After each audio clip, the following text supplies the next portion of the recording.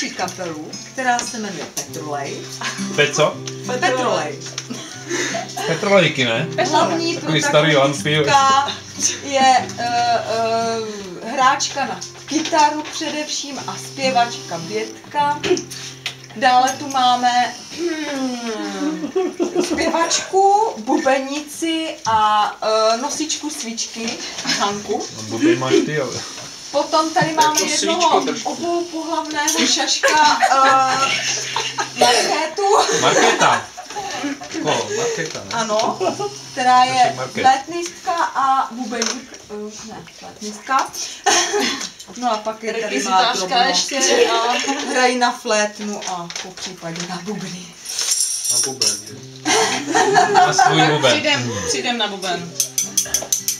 Zahrajeme vám píseň Síček a panenka. A sakra.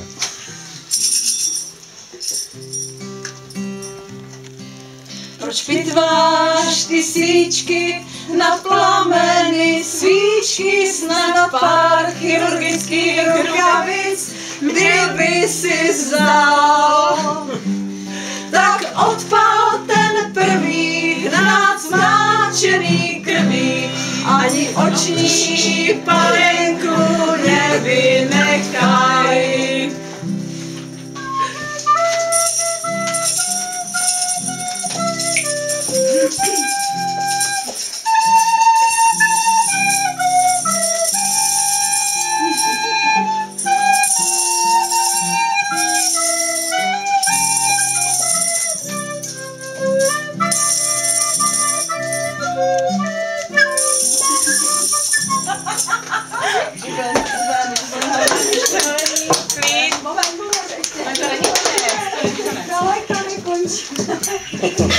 A už jsem se lek.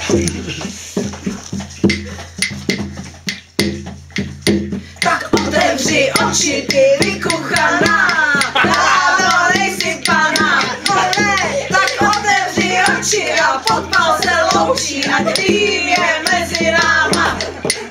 Tak otevři oči, ty vykuchaná, dávno nejsi pana, tak otevři oči a podpal se loučí, ať tým je mezi náma. Tak si vyslékni šaty, dolej petrolej zlatý, já podám ti do vany svíček pár. Na spálenou kůži ti připíchnu růži, že rád jsem tě měl, srdce tvý vykuchá.